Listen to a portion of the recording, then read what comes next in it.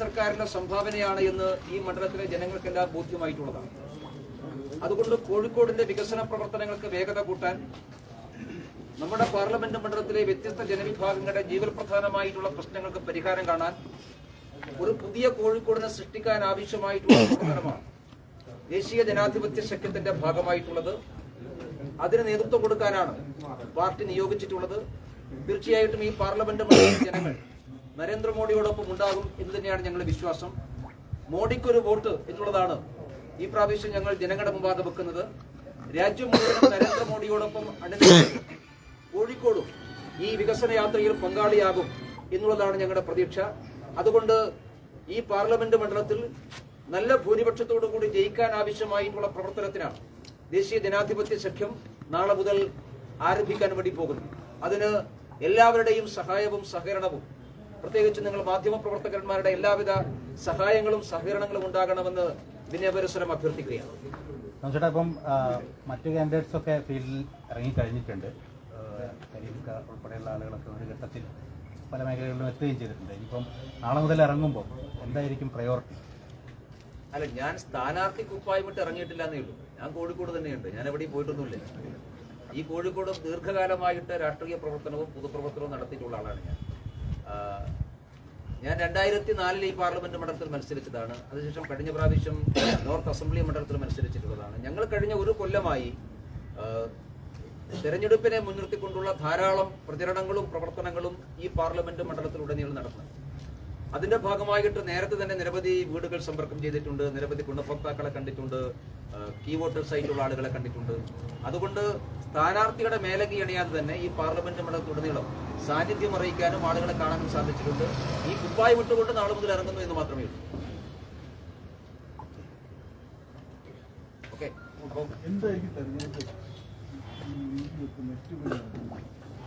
തെരഞ്ഞെടുപ്പിൽ പൊതുവെ ഞങ്ങൾ മുമ്പോട്ട് വെക്കുന്നത് ഒരു പുതിയ കേരളം ഉണ്ടാകണം. മോഡിയുടെ ഗ്യാരണ്ടി കേരളത്തിൽ ഉണ്ടാകണം.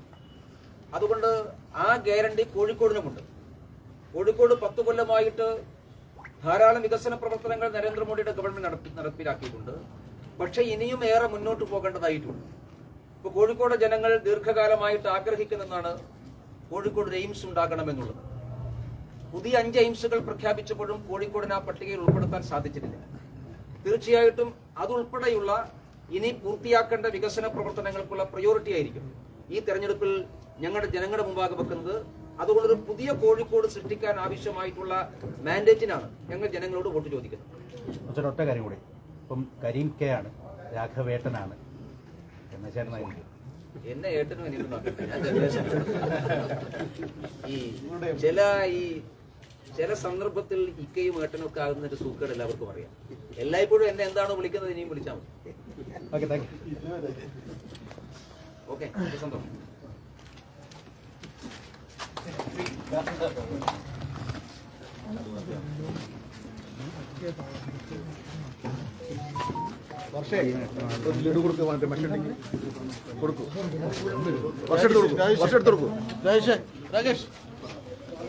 വർഷെടുത്ത് കൊടുക്കൂ. സൈഡിൽ രാകേഷ് രാകേഷ് ഒറ്റ വണ്ടിട്ട് രാകേഷ് വണ്ടിട്ട് രാകേഷ്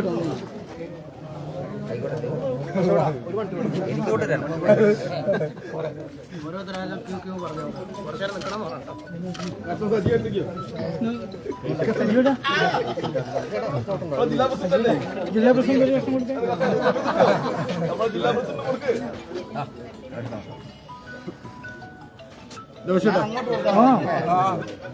അവിടുന്ന് വാങ്ങി കഴിച്ചു.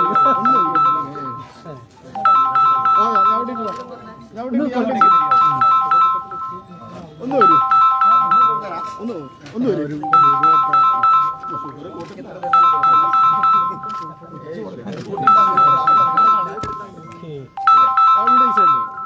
ഈ സെന്റ്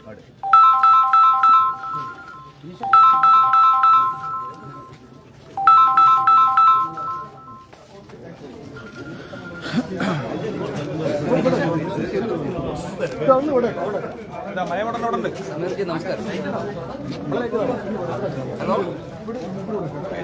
ഹലോ ഹലോ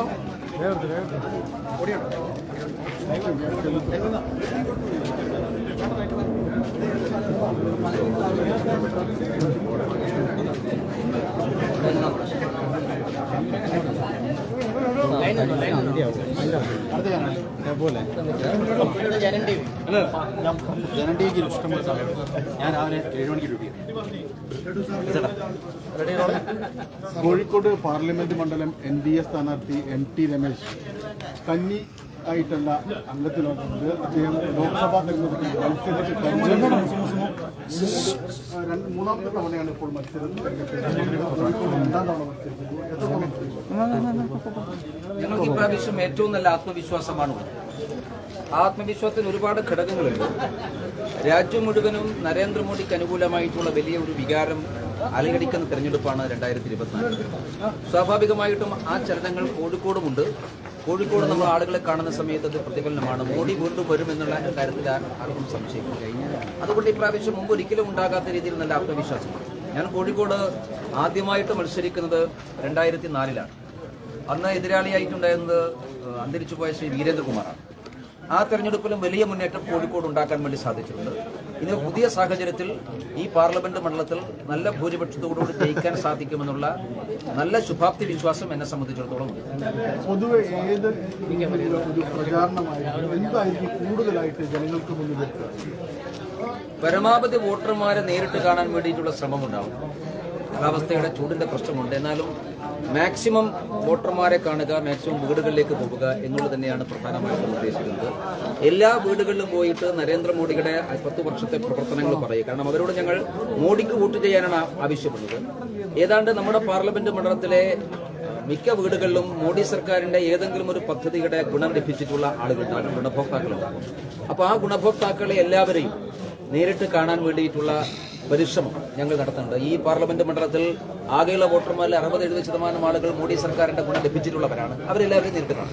അതുപോലെ തന്നെ എതിരാളികൾ ശക്തരാണ്. ഇതിൽ UDF ആണെങ്കിൽ സിറ്റിംഗ് MP-യെ തന്നെ കളത്തിലിറക്കുമെന്നാണ് അവർ പ്രഖ്യാപിച്ചതിൽ കൂടി പറയുന്നത്. LDF സ്ഥാനാർത്ഥി എളമരം കരീമാണ്. അദ്ദേഹം വളരെ സീനിയർ ആയിരുന്ന നേതാവാണ്. എന്താണ് എതിരാളികളെ കുറിച്ചുള്ള ശക്തരായ എതിരാളികളെ ആണ് ഇത്തവണ നേരിടുന്നത്? ഒന്ന്, LDF-ന്റെയും UDF-ന്റെയും സ്ഥാനാർത്ഥികൾ അവരൊരു പരസ്പര സൗഹൃദ മത്സരത്തിൽ ഏർപ്പെടുകയാണ്.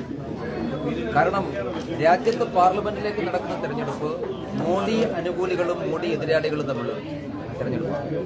അപ്പൊ നരേന്ദ്രമോദിയെ പ്രധാനമന്ത്രിയാക്കണമെന്ന് ആഗ്രഹിക്കുന്നവർ ഒരു ഭാഗത്ത്, നരേന്ദ്രമോദിയെ തോൽപ്പിക്കണമെന്ന് ആഗ്രഹിക്കുന്നവർ മറുഭാഗത്ത്. അങ്ങനെയുള്ള ചേരിതിരിവാണുള്ളത്.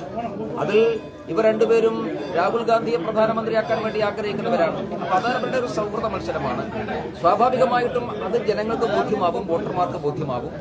തെരഞ്ഞെടുപ്പ് എന്ന് പറയുന്നത് ഒരു തമാശ കളിയല്ല. LDF-ഉം UDF-ഉം തെരഞ്ഞെടുപ്പിനെ ഒരു തമാശയായിട്ട് കാണാനാണ് ആഗ്രഹിക്കുന്നത്. മാത്രമല്ല CPM-ഉം കോൺഗ്രസും തമ്മിൽ ഒരു അവിശുദ്ധമായിട്ടുള്ള ബാന്ധവം ഈ പാർലമെന്റ് മണ്ഡലത്തിൽ ഉണ്ട് എന്നുള്ളത് നേരത്തെ തന്നെ എല്ലാവർക്കും ബോധ്യമായിട്ടുള്ളതാണ്. എളമരം കരീം ഈ പരസ്പരമുള്ള ഇടപാടിന്റെ ഒക്കെ സൂത്രധാരകനാണ്. അതുകൊണ്ട് അവസാന നിമിഷം അവർ ഒരുപക്ഷെ ഒന്നിച്ചേക്കാം. ഞങ്ങളത് മുൻകൂട്ടി കാണുന്നുണ്ട്. അതുകൊണ്ട് എതിർ സ്ഥാനാർത്ഥികളെ കുറിച്ച് വലിയ വേവലാതിയൊന്നും ഞങ്ങളെ സംബന്ധിച്ചിടത്തോളം ഇല്ല. അത് മാത്രമല്ല, UDF ആണെങ്കിൽ രാഘവേട്ടൻ, LDF ആണെങ്കിൽ കരീം ഖാൻ, ഈ രീതിയിൽ ജനങ്ങൾക്ക് മനസ്സിലേക്ക് ഇറങ്ങിച്ചെല്ലുന്ന ചില ഒടിക്കൈകളൊക്കെ അവർ പ്രയോഗിക്കുന്നുണ്ട്. ഒടിക്കയുടെ അടിസ്ഥാനത്തിലല്ലോ ജനം വോട്ട് ചെയ്യുക. എളമരം കരീം ഒരു ദിവസം നേരം ഇരുട്ടി വെളുക്കുമ്പോൾ എങ്ങനെയാണ് കരീമൊക്കെ ആവുന്നത്? അതിന്റെ സൂത്രം എന്താണ്? സഖാവ് എന്ന് പറഞ്ഞാൽ മനസ്സിലാക്കാം. ഇതൊക്കെ ആളുകൾക്ക് വളരെ പെട്ടെന്ന് ബോധ്യമാവുകയാണ്. എങ്ങനെയാണ് CPM സ്ഥാനാർത്ഥി നിർണയം നടത്തിയിരുന്നത്, എന്താണ് മാനദണ്ഡം, ഇതെല്ലാം എല്ലാവർക്കും അറിയാം. പഴയതുപോലെയൊന്നുമില്ല. അതുകൊണ്ട് ആളുകളെ ഏട്ട എന്ന് വിശേഷിപ്പിക്കുന്നു, ഇക്ക എന്ന് വിശേഷിപ്പിക്കുന്നു, അതൊന്നുമല്ലല്ലോ പ്രധാനം. തെരഞ്ഞെടുപ്പ് രാഷ്ട്രീയമാണ്. ആ രാഷ്ട്രീയം എന്നുള്ളത് ജനങ്ങളും വോട്ടർമാരും ചർച്ച ചെയ്യുന്നത് 10 കൊല്ലക്കാലത്തെ മോഡി സർക്കാരിനാണ്. അതിലെ ഏട്ടൻ വിളിയും ഇക്ക വിളിക്കുമെന്ന് പ്രസക്തിയില്ല. മോഡി എന്തു ചെയ്തു എന്നുള്ളതാണ്. മോഡി ചെയ്ത കാര്യങ്ങൾ ജനങ്ങൾക്കറിയാം. അതിനാണ് ഈ പ്രാവശ്യം ഞങ്ങൾ വോട്ട് ചോദിക്കുന്നത്. തീർച്ചയായിട്ടും. കാരണം രാജ്യം മുഴുവൻ നരേന്ദ്രമോദിക്ക് അനുകൂലമായിട്ടുള്ള വലിയ തരംഗമുണ്ട്.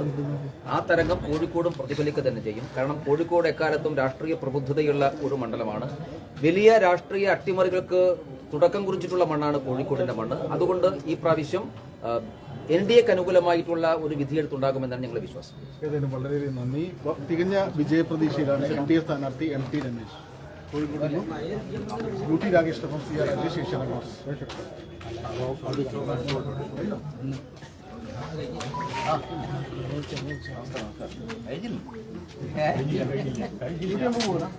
നമസ്തേ.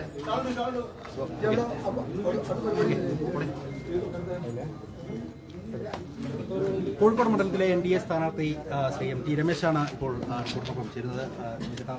സ്ഥാനാർത്ഥി വന്നിരിക്കുന്നു. കോഴിക്കോട് മണ്ഡലത്തിലേക്ക് സജീവമായി ഇറങ്ങാൻ പോവുകയാണ്. എന്താണ് സ്ഥാനാർത്ഥി എന്നുള്ള നിലയ്ക്ക് ഇറങ്ങുന്നെന്ന് മാത്രമേ ഉള്ളൂ. ഞാൻ കോഴിക്കോട് ദീർഘകാലമായിട്ട് കോഴിക്കോട് കേന്ദ്രീകരിച്ച് പ്രവർത്തിക്കുന്നു. ഞാൻ 2004 ഈ പാർലമെന്റ് മണ്ഡലത്തിൽ സ്ഥാനാർത്ഥിയായതുകൊണ്ട് കോഴിക്കോട് സജീവമായി തുടരാൻ കഴിയും.